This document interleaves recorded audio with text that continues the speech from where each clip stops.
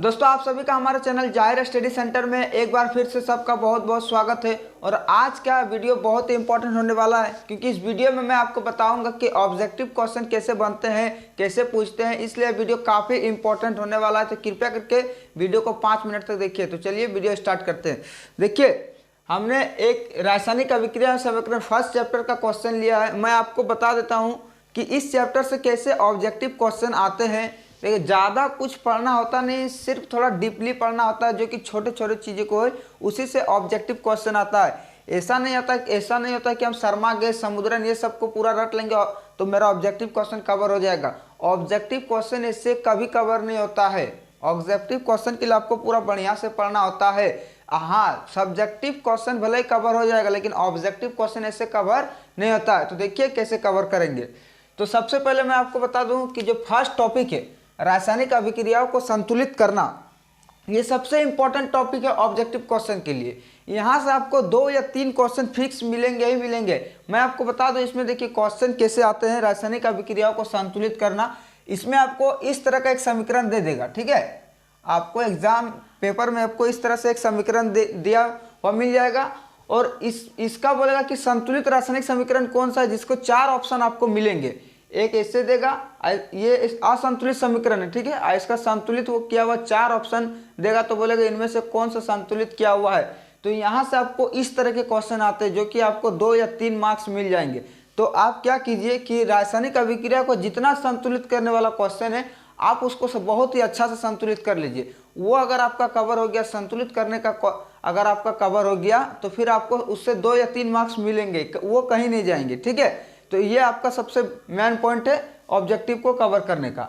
और दूसरा देखिए क्या है, दूसरा इसमें कि रासायनिक अभिक्रिया है। और फर्स्ट चैप्टर में आपको 4 रासायनिक अभिक्रियाएं मिलेंगे, 4 या 5, जैसे कि एक संयोजन अभिक्रिया, वियोजन अभिक्रिया, विस्थापन, द्विविस्थापन, ऊष्माक्षेपी अवशोषण, उसके बाद से उपचयन, अपचयन, रेडॉक्स और अवक्षेपण।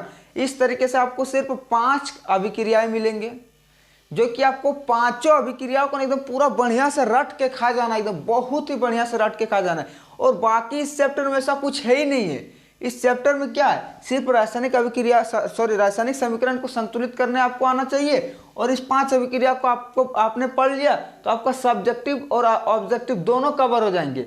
इसलिए जो यहाँ पर मैंने 5 अभिक्रियाओं को लेकर ये मोस्ट VVI है, इससे ज़्यादा इंपॉर्टेंट इस चैप्टर में और कुछ है ही नहीं है, और ना ही इस चैप्टर में और कुछ दिया है। आपको एक्स्ट्रा पढ़ने का भी जरूरत नहीं है, आप सिर्फ इतना पढ़ के चल जाइए, आपका सारा ऑब्जेक्टिव क्वेश्चन कवर हो जाएगा। और देखिए मैं आपको बताता हूँ इससे क्वेश्चन कैसे आते हैं।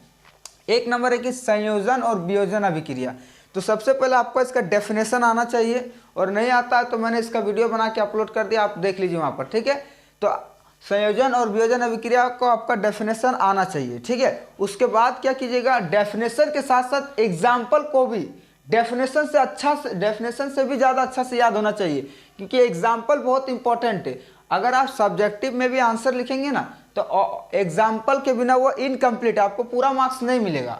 और फिर अगर आपको एग्जाम्पल याद नहीं रहेगा तो फिर ऑब्जेक्टिव बनने का तो कोई सवाल ही नहीं होता है। इसलिए बहुत बच्चा क्या करता है ना, कि एग्जाम्पल थोड़ा उसको याद करने में दिक्कत होता है तो उसको छोड़ देता है। तो अगर जो छोड़ दिया सो गया, क्योंकि एग्जाम्पल के बिना ये सब इनकम्प्लीट, आपको कोई मार्क्स नहीं मिलेगा। और ऑब्जेक्टिव का तो आप सवाल नहीं कि आप बना लेंगे। ठीक है, तो संयोजन और वियोजन अभिक्रिया, इसका देखिए इसमें 2 टाइप का क्वेश्चन आता है। इसमें 2 टाइप का क्वेश्चन बनेगा। एक नंबर में बोलता है, एक नंबर में कैसे क्वेश्चन बनेगा कि बोलेगा कि इनमें से ऐसे 4 को आपको ऑप्शन देगा, 4 को अभिक्रियाएं देंगे। ठीक है, 4 अभिक्रियाएं देगा, बोलेगा कि इनमें से कौन सा संयोजन अभिक्रिया है या इनमें से कौन सा वियोजन अभिक्रिया है, उसको आपको सेलेक्ट करना होता है। 4 अभिक्रियाएं देंगे, उसमें से आपको संयोजन या वियोजन अभिक्रिया सेलेक्ट करना होता है। एक टाइप का तो ऐसे बनेगा, और दूसरा टाइप का बनेगा कि संयोजन, निम्न में से संयोजन अभिक्रिया का उदाहरण कौन सा है, बोलेगा उदाहरण पूछ देगा। निम्न में से संयोजन अभिक्रिया का उदाहरण यानी एग्जाम्पल कौन सा है। देखिए क्या बोला कि एग्जाम्पल के बिना इनकम्प्लीट है, यहाँ पर आपको पहचानने देगा या उदाहरण देगा। ऐसे 2 बनता है ऑब्जेक्टिव क्वेश्चन। और सिर्फ इसी में नहीं, ऐसा नहीं कि सिर्फ संयोजन और वियोजन में ही ऐसे बनता है, इन सब में ऐसे बनते हैं उदाहरण और पहचान, उदाहरण और पहचान, उदाहरण और पहचान, उदाहरण और पहचान। आपको अगर विश्वास नहीं लग रहा तो आप प्रीवियस ईयर क्वेश्चन उठा के देख लीजिए, आपको एकदम सेम यही क्वेश्चन मिलेंगे और एक्स्ट्रा आपको कुछ मिलेगा ही नहीं, कुछ इस चैप्टर में और कुछ आपको है ही नहीं, तो फिर पढ़ना कि एक्स्ट्रा पढ़ के कोई फायदा ही नहीं है। सिर्फ आप इतना काम कीजिए कि रासायनिक अभिक्रिया को संतुलित करना सीख लीजिए, बस। अगर इतना सीख लिया तो फिर 2 मार्क्स कहीं नहीं जाएंगे। और फिर और क्या कीजिए कि जो रासायनिक अभिक्रियाएं जो दिया हुआ है ना वो आप बहुत ही बढ़िया से याद कर लीजिए। दो काम कीजिए, फिर देखिए इस चैप्टर से आपका एक भी क्वेश्चन ऑब्जेक्टिव क्वेश्चन नहीं छूटेगा और ना इससे बाहर भी आएगा। ठीक है, तो मिलते हैं नेक्स्ट वीडियो में। आज के लिए इतना ही, धन्यवाद।